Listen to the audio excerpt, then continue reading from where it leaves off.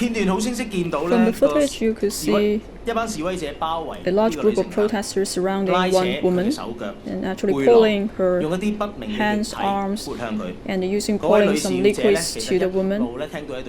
And also, she's screaming out for help. But these protesters do not want her to leave and use very brutal languages to attack her. Even though the MTR station staff is coming up to help the woman, but the protesters reject to leave. But this is not an individual case. We have another video to show you that actually one of the officer from the MTR station was attacked by the protesters. Let's take a look.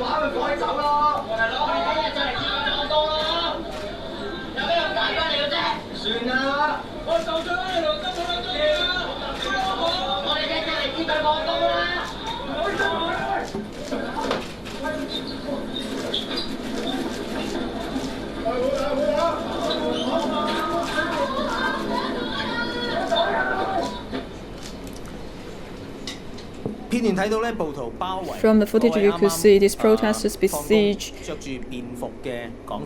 the chief of the MTR station at around 12 a.m. and they do not want him to leave the station, and actually they're beating up the chief of the MTR station. Except for the incident happened in the Mongkok police station and the Bolong MTR station, we also have two other incidents. Around 7 p.m., we're receiving a case from a reporter in the Hing Fat Street.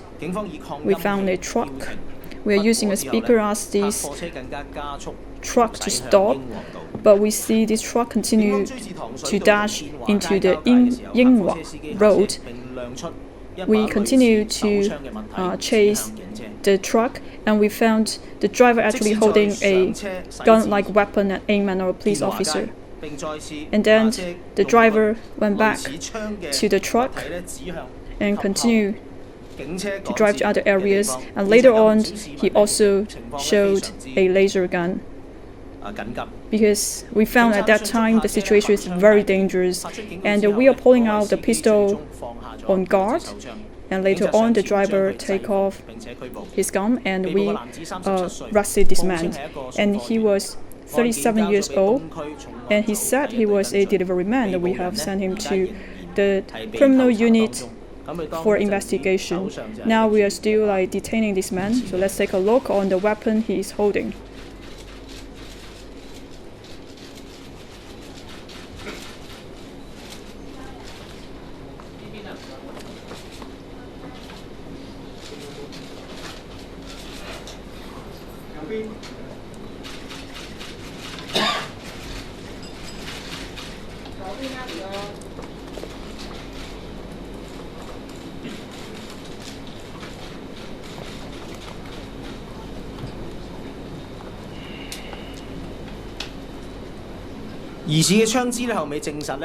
For this gun-like weapon, it's actually an air pistol, and we also found one BB castle and 2 knives from the driver. And also we found another BB card from the driver. So for this man was arrested for offenses of possession of offensive weapons, and for this man, he used to circulate some verbal languages on the internet and saying that he will attack the police officer. And we visited his house and also found similar kind of offensive weapons, for example, a knife. Let me show you.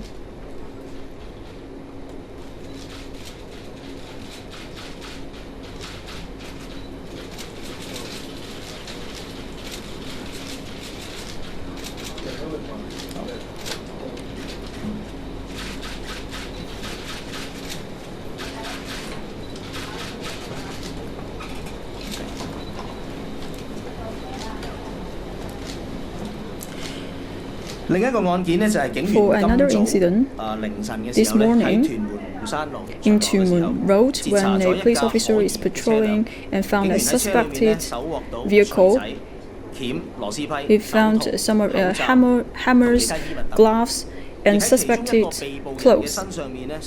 And for the other arrestee, we found several papers. And for that paper, it actually records some of the personal information of police officers. So I would like to show you a sample. Right, so we were just listening there to Hong Kong police updating us on the latest situation over in Hong Kong. We saw lots of disturbing footage, videos of protesters, for example, using laser pointers against law enforcement. We saw footage of people vandalizing government property, as well as protesters besieging, essentially surrounding what looked like a middle-aged woman, pushing and shoving her, not letting her leave.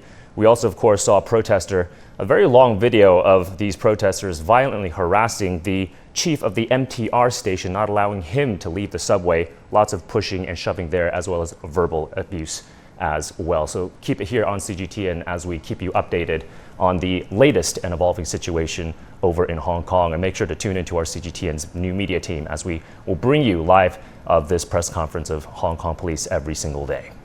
All right, still to come. Members, it's like property ads that you see in the shops. As you can see, in the bottom part of the paper or sheets, you can see strips with particulars written down on them so people can tear those away. And we found 3 Chinese males, and they were arrested for possession of instruments fit for unlawful purposes, and they are from the age of 23 and 24. They are now held for investigation. We said before that because of this operation, many of our colleagues have been doxxed, and they have been subject to different degrees of nuisance and intimidation. Some of the acts were criminal in nature, including sending messages and using phone calls to cause nuisance, using the particulars to take out false loans or to order goods on the internet, and also going to the workplaces of family members to cause nuisance, and also to send intimidation letters to police quarters. You can see that exactly. We can see from these sheets that strips containing our particulars have been put at the bottom of these sheets.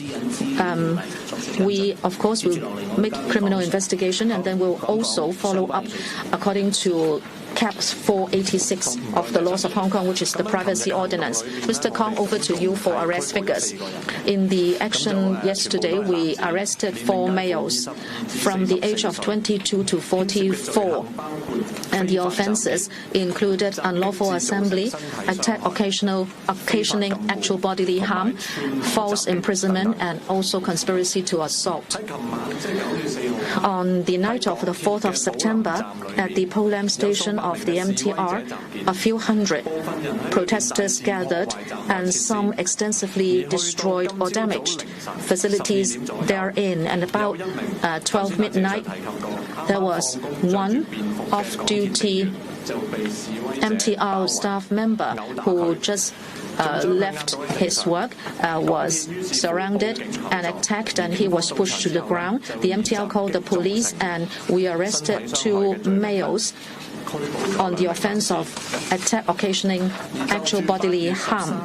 And on the 13th of August, there was one mainland reporter who was falsely imprisoned and attacked at the Hong Kong airport. We already prosecuted 3 arrested persons. Yesterday, we arrested another male at the age of 28, and he has been prosecuted for false imprisonment and unlawful assembly. He has been taken for mention at the Eastern Court today in the afternoon. On the 29th of August, there was a male who was at a cafeteria having lunch with his friends at Jordan, and his friend was attacked. After in-depth investigation, the police arrested 2 Chinese males on the 2nd of September and the 4th of September, respectively. The Chinese males were at the age of 15 and 44. The offences concerned are conspiracy to assault, driving without a license, driving without third-party insurance, and use of false document. The case is still being investigated by Yau Chim Police District Serious Crime Team 1. One of the arrested persons was taken to court on the 4th of September. He is now being remanded. And until yesterday, at the end of yesterday, the police have arrested a total of 1,187 persons. Regarding last night's operation, the police did not record any police officers suffering from injuries on duty. And in yesterday's operation, the police did not use any ammunition. Well, I'd like to make some clarifications. Over the past few months, there have been numerous accusations targeting the police. Some accusations were made by anonymous individuals, and there were also rumors circulating on the internet. Regarding these accusations, in previous press conferences, we already made clarifications. Unfortunately, many of these rumors are still circulating. For example, on the 23rd of August, there was a claim that after being arrested, a female arrestee was insulted during the body search, and it was a complaint made anonymously. And then on the 27th of August, there was a claim that a female arrestee was raped in Sanok Ling Detention Center, and that is a rumor on the internet. On the 31st of August, there was a rumor that the police hurled petrol bombs in the protest, and again, this is circulating on the internet. On the 1st of September, in Prince Edward Station, rumor had it that a protester was beaten to death, and also we received an anonymous complaint on the 3rd of September after being arrested. A female arrestee claimed that she was molested by a police officer. We already clarified each and every accusation. We staunchly deny these accusations, and we also are very concerned about these serious allegations. We would clarify matters instantly every time with a view to allay public concerns. And as you can see, after making clarifications, every time we would also appeal to the victims or the family members of victims so to speak, to come forward to provide more information to us so that we can get a better understanding of the matters in all fairness. In particular, for accusations such as rape, murder, hurling petrol bombs, these are very serious criminal allegations. The more serious the allegation is, the more cogent evidence is needed to prove the allegation. One must not hide behind the shield of face masks when making such remarks. It is entirely unfair to the police to smear the force just by making arbitrary accusations. Regarding these anonymous complaints, we must be very prudent and we must make every effort to verify the complaint. We must not just take it as face value. As I mentioned, if our society is willing to accept such complaints made behind masks and face masks, the whole society could be the next victim. The Hong Kong police force has established for 175 years. We have a well-established tradition to enforce the law in a fair and impartial manner, and we will face all challenges and difficulties with fortitude. The crime figures have also registered the record low since 1974. We're also one of the safest cities in Hong Kong. And in various opinion surveys, it's been found that the success of the police is well recognized with very high ratings. Worldwide, as far as our judicial system and our law enforcement system is concerned, we are highly acclaimed, and we also adhere strictly to police force ordinance and other procedures in handling different matters and enforcing the law. The police force would not make a major change within just 2 or 3 months' time. Let me reiterate that we will not condone any unlawful acts. Anyone with evidence, please come forward and provide us with information. We will take a serious attitude in following up on these matters. Anonymous parties providing evidence is never admissible in court. Let me give a concluding remark. In recent protests, we have seen individuals carrying pistol-like objects. The situation is very serious. We're also very concerned because our society has always been regarded as very safe, and rarely would we see firearm being used. Yesterday, an individual hoisted a pistol and pointed the pistol at a police officer. There was a need for the police officer to pull out the pistol and to stop the matter. Let me reiterate that even using air gun or imitation firearm could lead to very grave consequences. Anyone who suddenly pulls out a gun would threaten the safety of anyone at the scene.